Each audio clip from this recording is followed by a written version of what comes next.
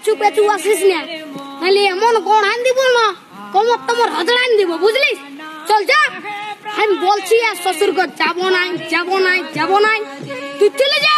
না যাবো, আমি তোমার সঙ্গে যাবো। না দেবো, আমি তোমার তাই দেবো। হ্যাঁ বলে দিচ্ছি, আমার পেছু পেছু আর আসিস না, নাহলে এমন গড়ান দিব না। কি বলছি? ও দাদা, তোর বউ আছে? হ্যাঁ নাই গো, কেন?